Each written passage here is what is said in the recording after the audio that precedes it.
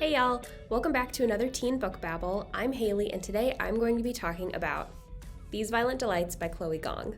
This is the first book in a duology, and it is a fantasy retelling of Shakespeare's Romeo and Juliet. I was actually a little hesitant to pick this book up just because Romeo and Juliet is far from my favorite Shakespeare play, but I'm so glad I decided to read it because I really like it. These Violent Delights takes place in 1920s Shanghai, China. The city is ruled by two opposing gangs, the White Flowers and the Scarlets, who are locked in a blood feud. But something else is lurking in the shadows. There's a monster hiding in the river that runs through the city, and it's leaving bodies in its wake. When Juliet, heir to the Scarlet Gang, was a young teenager, she fell in love with Roma, the heir to the White Flowers. They were the classic star-crossed lovers. Until one day, Roma betrays her, and her family sends her away to America for her own safety. Now, Juliet is 18 and has returned home after several years away.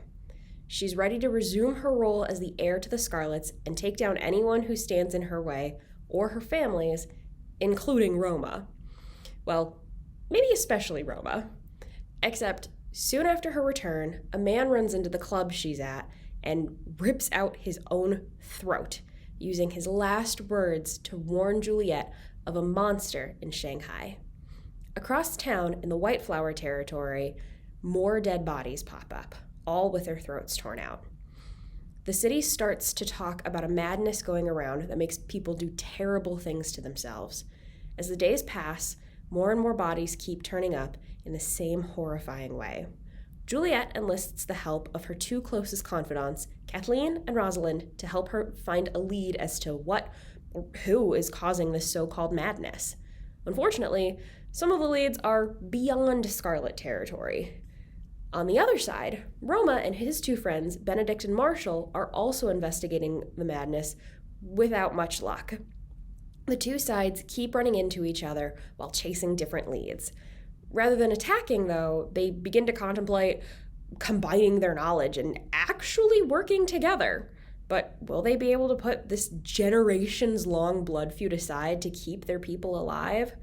There's so much more that happens in this book, but I don't want to give too much away, so stop by the library to check it out. And there's so much I liked about this book.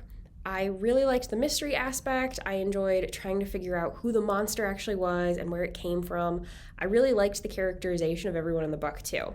Since it's a retelling, the characters all felt vaguely familiar, but they were also still very unique and interesting, which was great.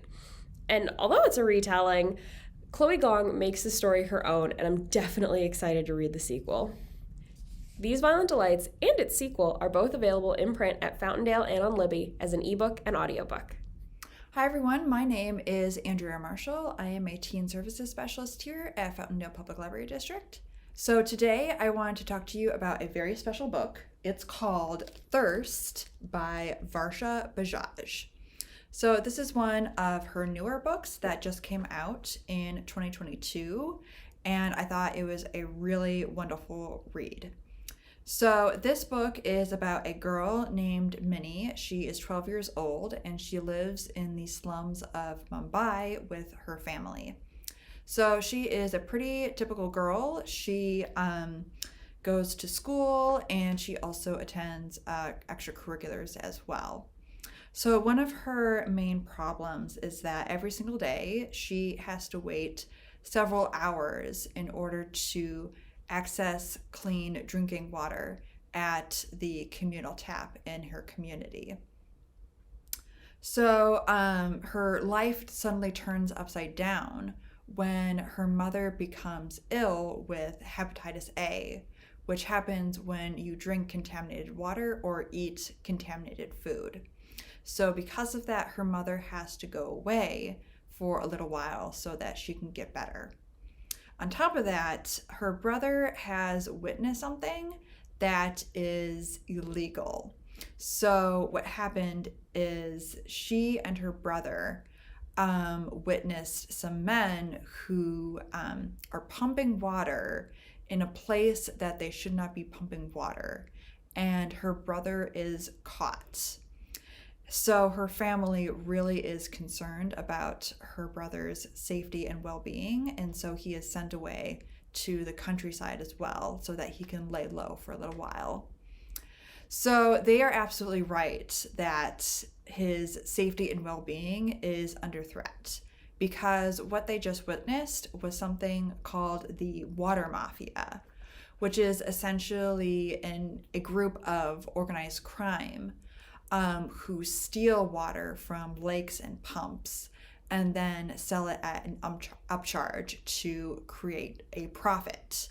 And this is illegal, and they also do other things such as bribing authorities to get away with what they're doing. So Minnie's life changes radically in a very short amount of time, and she now has to take over her mother's job as a maid for a wealthy family after school. So while she is working for this wealthy family, she sees something very suspicious, which is that she thinks that one of the family members is in charge of this water mafia. So to create justice for her family and for her community, she comes up with a plan with her best friend.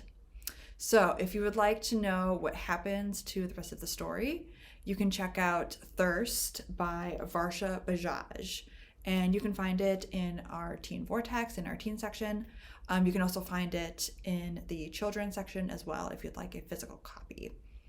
You can also find it in Libby as an e-audiobook or on Access 360 as an ebook.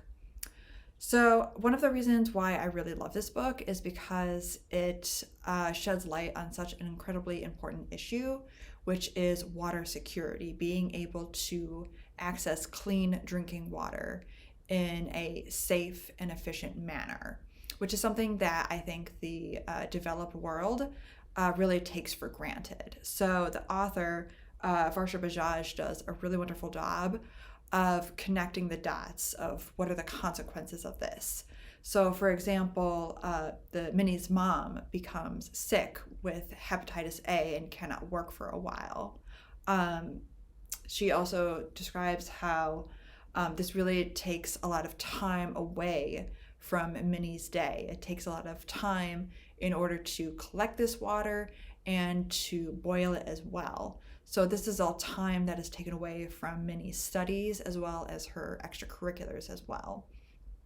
And then finally, the idea that this opens up an opportunity for organized crime as well within her community.